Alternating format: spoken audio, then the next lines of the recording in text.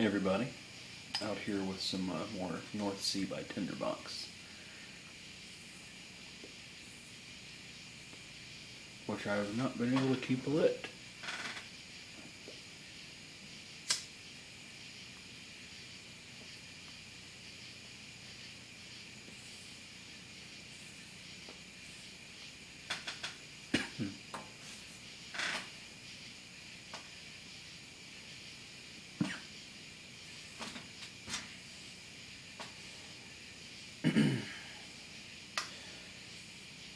So, I'm a big fan of, Discovery Channel, History Channel, Science Channel, all that.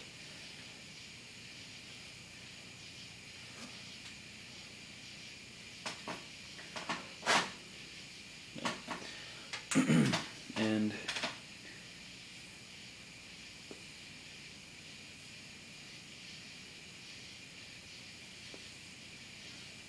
I love those shows about how the universe works.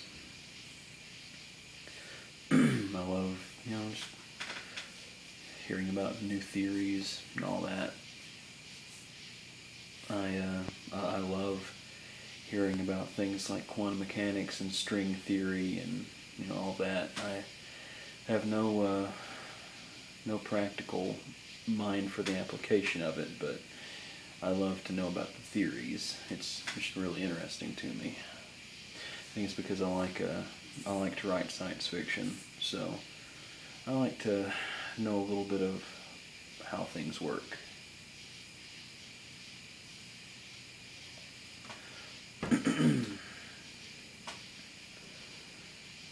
That new show came on tonight called Curiosity.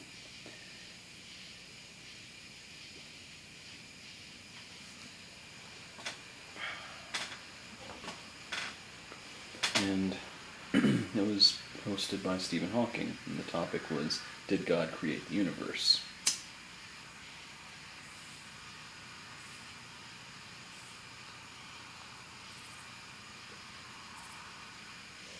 And I'll go ahead and spoil it for you. Stephen Hawking does not believe that God created the universe. And if he doesn't want to believe in God, that's his business. I do believe in God. I've said that before. I love, I like to learn about things like the Big Bang and all those different theories that I talked about earlier.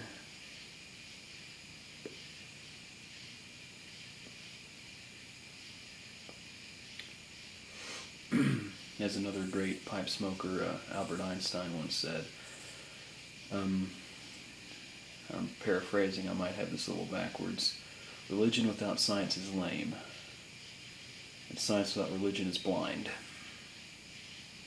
So, unless I'm just taking it completely out of context, that seems to me that, one of the great scientific minds of the last century believed that God and science can go hand in hand.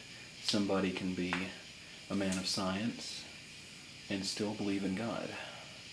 I have always found scientific theory interesting, but I believe in God. And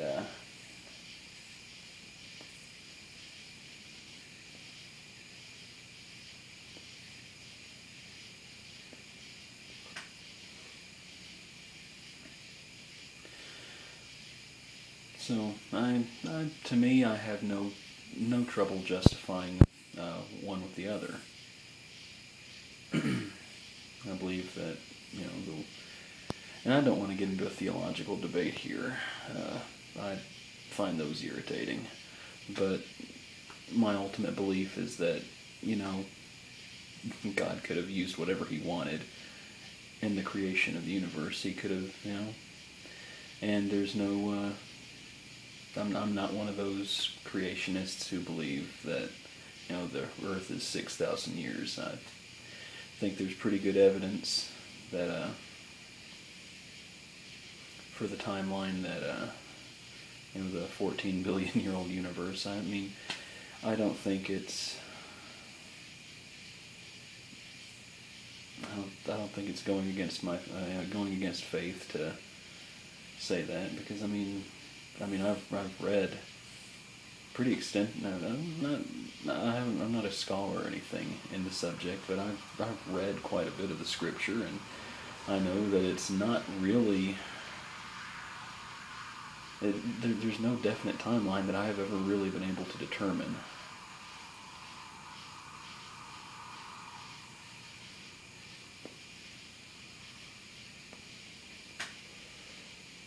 That's a long way of saying, if Stephen Hawking chooses not to believe in God, that's Stephen Hawking's business.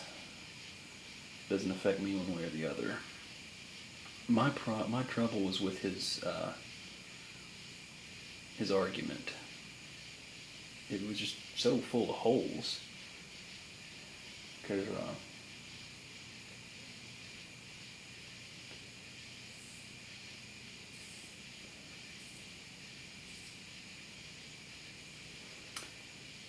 Because he makes all these erroneous assumptions. I know from arguments he's made in the past that he has at least acknowledged the multiple universe theory and the multiverse theory. But in his argument, he basically said this is the first and only universe, and that at the time of the Big Bang, time had not prior to that existed. Which, what that has to do with an all-powerful being, I don't know, because it seems to me an all-powerful being would not be limited to something like such a subjective constraint such as that, but whatever. And then he uses his argument. One of the fundamental laws of physics is that energy cannot be created nor destroyed. And he uses this argument that on the quantum level, when you get down to all, things that are smaller than atoms, random particles are constantly popping in and out of existence. And he says, so that is evidence that the universe has the ability to create itself. And I've heard other presentations about, these exotic particles that kind of pop in and out. And honestly, the general consensus seems to be that they're coming from somewhere else. They're not being created and destroyed. They're coming from somewhere else. So his argument that the universe is constantly creating something out of nothing, it doesn't hold any water with me. And like, Mr. Hawking, you are wrong. I know I'm not one to, I'm not exactly one to call someone like him to task for the things that he says.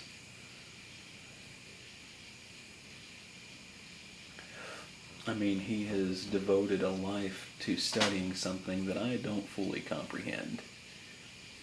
I try, but I don't have nearly the experience in it that he does. I'm probably never going to.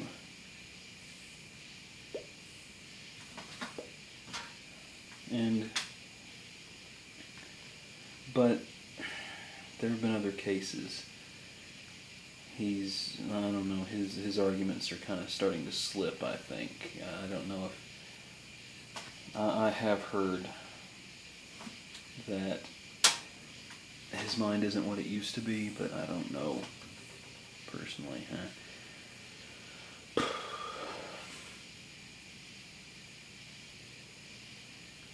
don't know. Well, cheers, folks.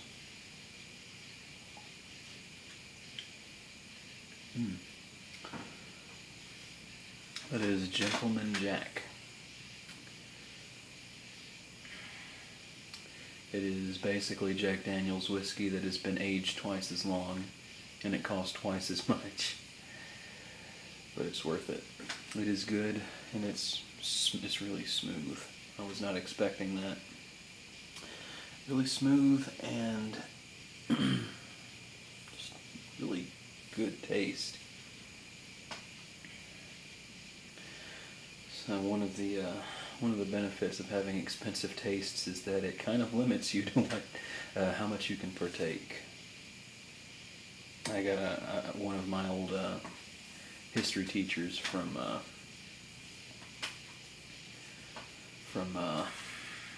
high school. He was a cigar smoker. Still is a cigar smoker as far as I know. And he, that was one of his general philosophies, that having expensive tastes in cigars forced him to only smoke cigars every once in a while. So, I suppose it works out.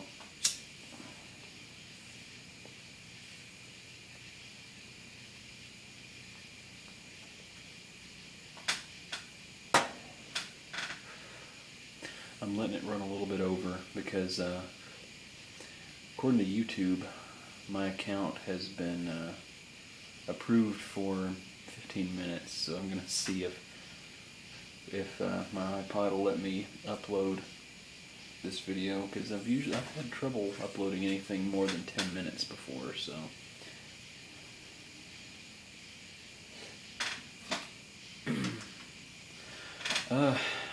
Been watching some new videos. I mean, he's been in the community for a little bit, a couple of years actually, from what I can tell in his backlog. I've been watching Joffrey the Giant's videos.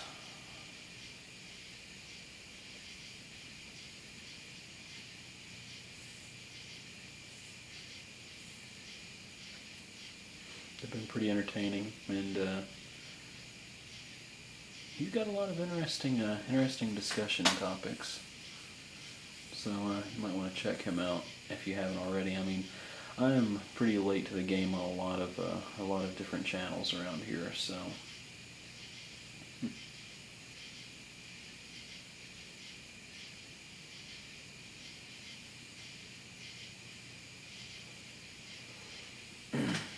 Well, I've tested the limits of my YouTube video uploading limit. I just said limit twice. I have given a shout out, and I have criticized a man who is probably 10 times smarter than I am. So I think that about does it for tonight. But y'all take care and happy trails.